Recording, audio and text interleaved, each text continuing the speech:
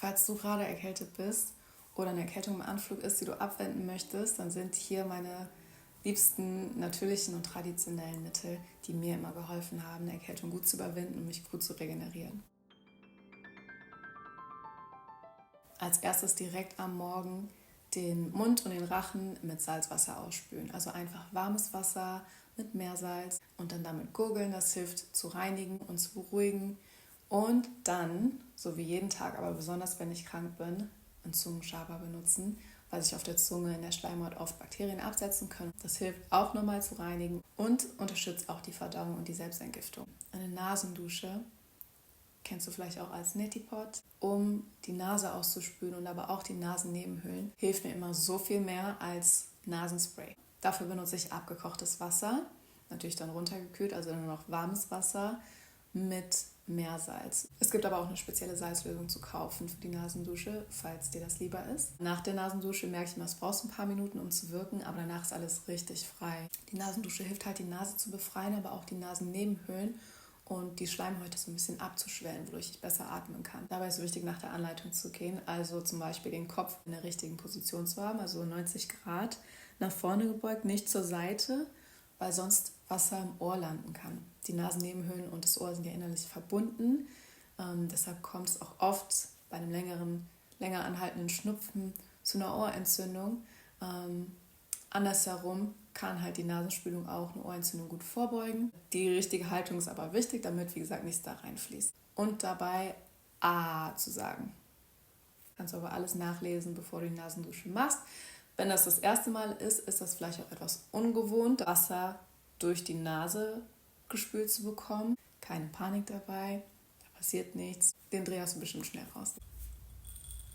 Ich koche Nelken in Wasser auf als Unterstützung gegen Infektion. Ich koche einfach eine kleine Handvoll kurz auf, drehe dann die Hitze runter und lasse das mit Deckel drauf ungefähr 15 bis 20 Minuten köcheln, siebt das ab und kann das dann trinken. Nelken werden traditionell auch benutzt, um schlechte Mikroben aus dem Bauch auszuspülen. Deshalb trinke ich das besonders gerne direkt morgens und durch den Tag hinweg. Das hilft mir immer sehr gut gegen Halsschmerzen, weil Nelken eine leicht betäubende Wirkung haben. Kennst du vielleicht auch gegen Zahnschmerzen? Auf einer Nelke rumzukauen hilft, so eine kleine örtliche Betäubung zu machen. Hilft aber auch gegen die Ursache zu wirken, also eine Entzündung durch Bakterien oder eine virale Infektion. Sobald ich merke, dass mein Hals irgendwie kratzt oder ich merke, dass ich krank werden könnte, nehme ich direkt eine ganze Nelke, zerkau die so ein bisschen und lasse sie einfach im Mund. Gerne auch abends vorm Schlafen gehen und lasse sie dann einfach die ganze Nacht über im Mund, damit sie in Ruhe wirken kann. Mein Lieblingsmittel, auf das ich immer vertraue, um festen Husten oder eine verstopfte Nase zu lösen, ist ätherisches Zitronenöl. Dafür koche ich erstmal in einem Topf Wasser auf, stelle die Hitze runter, sodass es nur noch dampft und gebe dann ungefähr 10 bis 15 Tropfen reines ätherisches Zitronenöl dazu. Dann halte ich mein Gesicht drüber, mache die Augen zu, damit nichts brennt und bedecke meinen Kopf mit einem Tuch, mit einem Handtuch oder einer Decke und inhaliere das einfach ganz langsam ein und aus, solange das Wasser halt heiß ist und noch dampft. Das sind meistens so 10 bis 15 Minuten. Und ich glaube, viele kennen die wirklich intensive Wirkung von ätherischem Zitronenöl nicht. Ich bin vor, weiß nicht wie vielen Jahren darauf gekommen, als ich Zitronenöl benutzt habe, um Etikettenrückstände von Gläsern abzubekommen, was ja auch sehr hartnäckig ist. Aber Zitronenöl bekommt alles ab. Zum Putzen habe ich es auch oft benutzt, gegen Fettrückstände und um Fenster und Spiegel streifenfrei zu putzen. Es hat also wirklich intensiv reinigende Eigenschaften, um hartnäckige Sachen zu lösen. Für Dampfbäder habe ich früher meistens Eukalyptus oder Menthol benutzt, was auch gut ist und richtig gut tut. Aber als ich dann mal Zitronenöl ausprobiert habe, war das ein Unterschied wie Tag und Nacht. Also wirklich auch ein festsitzender Husten, eine ganz trockene Nase, verstopfte Nase wurde danach frei. Das Dampfbad hat mir besonders geholfen, wenn ich das abends vorm Schlafengehen gemacht habe. Dann wurde alles schön locker, ich konnte abhusten, Nase wurde frei und dann konnte ich auch in Ruhe durchschlafen. Apropos Eukalyptus, diese Eukalyptuskapseln oder auch Erkältungskapseln habe ich eigentlich immer zu Hause und bei einer Erkältung direkt griffbereit, um meine Lunge von innen dabei zu unterstützen, sich zu reinigen. Eukalyptusöl wird traditionell wegen seiner antimikrobiellen und schleimlösenden Wirkung benutzt. Und es gibt dieses frische, freie, offene Gefühl, wenn man atmet. Die Kapseln findest du sehr günstig in jeder Drogerie, aber auch in der Apotheke. Stell dich darauf ein, dass du Eucalyptus Breath haben wirst. Und ihr seht, alle von den Mitteln sind relativ günstig oder ihr habt sie vielleicht sogar schon zu Hause in der Küche.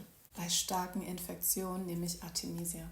Das habe ich von einer Farm in Kenia, wo das selbst angebaut und verarbeitet und dann verkauft wird. Das ist auch ein schöner Ort für Fortbildungen, für Kräuterfortbildungen. Falls ihr auch in Nairobi sein solltet, dann verlinke ich es euch in der Beschreibung. Aus der Pflanze Artemisia werden die Wirkstoffe gewonnen, die heute in den effektivsten Mitteln gegen Malaria benutzt werden. Was, wie ihr wisst oder vielleicht auch nicht, eine parasitäre Infektion ist. Das heißt, wird traditionell benutzt, um bei parasitären Infektionen zu unterstützen. Aber auch wegen seiner antiviralen Wirkung. In der Schwangerschaft und Stillzeit ist Artemisia aber nicht geeignet. Wie bei allen Sachen, die ich zeige, egal ob es Kräuter sind oder Öle, check, ob das für dich gerade geeignet ist. Also ich nehme meistens 1 Teelöffel Artemisia-Pulver und übergieße das dann mit heißem Wasser, lasse das ungefähr 15 Minuten ziehen und dann trinke ich das in einem runter, weil er so bitter ist. Aber Bitterstoffe sind bekanntlich gut für die Entgiftung und es ist ein sehr starkes Mittel, was mir oft geholfen hat. Richtig gut und reichlich zu essen hilft natürlich auch. Ich habe eigentlich immer, aber besonders gerne, wenn ich krank bin, viele Eintöpfe, gedämpftes Essen, Suppen, viel nährstoffdichtes, vollwertiges, frisches Essen. Es ist leicht verdaulich, was je nachdem, was gerade so mit dem Bauch los ist, auch hilft. Die Nährstoffdichte ist hoch und es ist einfach cozy. Mit Liebe gekochtes Essen ist sowieso einfach Medizin. Dabei ist es aus meiner Erfahrung sogar zweitrangig, was es ist. Also mach dich nicht verrückt.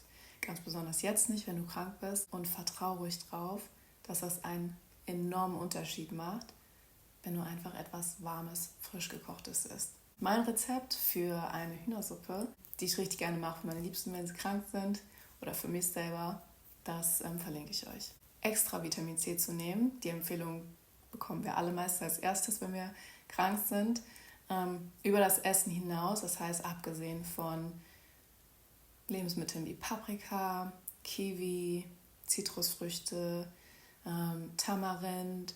Also wenn ich zum Beispiel in Ostafrika bin, dann versuche ich die Lebensmittel vor Ort zu bekommen, die einen hohen Vitamin-C-Gehalt haben, wie zum Beispiel Baobab, Tamarind. Wenn ich in Europa bin, dann versuche ich die zu bekommen, die gerade da vorhanden sind. Zum Beispiel ist ja jetzt aktuell Hagebuttenzeit in Deutschland. Das heißt, ihr könntet entweder Hagebutten pflücken gehen und dann so euer extra Vitamin C bekommen. Ich hatte mir auch mal so ein Hagebuttenpulver mitgenommen. Das, was gerade zu der Jahreszeit wächst vor Ort, das ist meistens auch genau das, was uns gut helfen kann. Saisonal und regional zu denken, das hilft nicht nur der Umwelt, sondern da findest du auch die kraftvollsten Vitalstoffe, die gerade helfen. Abgesehen davon, durchs Essen viel Vitamin C aufzunehmen, hilft auch ein Supplement. Ich habe das hier geschenkt bekommen und fand das richtig gut. Sobald ich merke, dass sich was ankündigt, mir vielleicht der Hals wehtut oder ich spüre, dass ich krank werden könnte, dann nehme ich Knoblauch mit Honig. Auf einen Löffel, kau das, schluck das runter. Das ist ein äthiopisches Hausmittel, sonst auch öfters mal mit Ingwer oder Zitrone. Knoblauch wird wegen der antimikrobiellen Eigenschaften benutzt und Honig wegen der immunstärkenden, entzündungshemmenden Eigenschaften, was auch gut für den Hals ist. Eukalyptusatem haben wir schon. Jetzt kommt noch eine Knoblauchfahne dazu. Perfekt. Elektrolyte helfen mir, wenn ich krank bin, auch wirklich genug Flüssigkeit zu behalten. Hydrated, ich weiß nicht, wie man das sagt, aber genug Flüssigkeit zu haben und auch mit Mineralien versorgt zu sein. Vor allem, wenn ich zum Beispiel Fieber habe und viel ausschwitze, dann ist das gut, auch auf den Mineralhaushalt zu achten. Es riecht so gut. Wieder 2 Helfer aus der Küche oder aus dem Garten. Thymian und Oregano. Die sind besonders unterstützend bei Atemwegsinfektionen, bei Husten, aber auch bei Fieber. Ich koche die Kräuter einfach kurz in Wasser auf, stelle dann die Hitze runter und lasse das ungefähr 10 bis 15 Minuten weiter köcheln mit geschlossenem Deckel.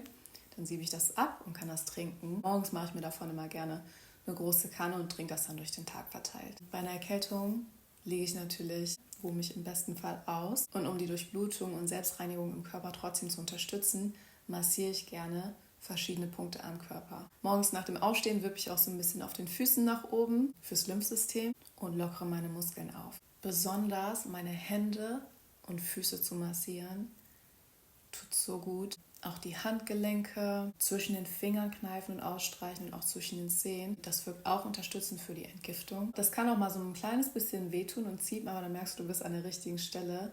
Und es ist wirklich für mich immer wieder überraschend, wie viel Spannung in den Händen und in den Füßen sitzen kann.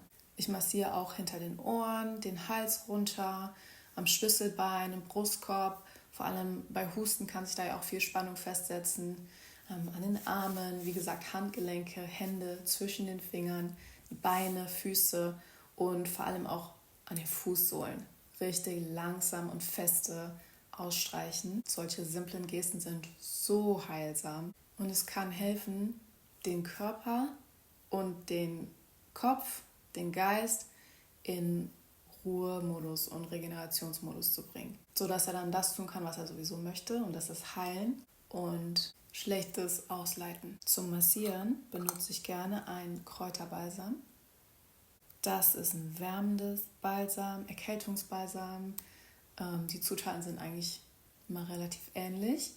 Das hier ist mit Kampfer, Eukalyptus, Menthol, Zimt, Nelken und hat dadurch auch so eine wärmende, entspannende Wirkung. Wenn ich keins da habe, dann mische ich einfach ein Körperöl oder irgendein neutrales Öl, was ich in der Küche habe, mit ein paar Tropfen von dem ätherischen Öl, was ich gerade da habe. Das kann das ätherische Zitronenöl sein, Eukalyptus, Lavendel, irgendein Blütenöl. Das ist eigentlich nicht so entscheidend. Die Massage, die Technik an sich macht das meiste aus und dann habe ich dadurch noch den aromatherapeutischen Effekt, das heißt den Duft.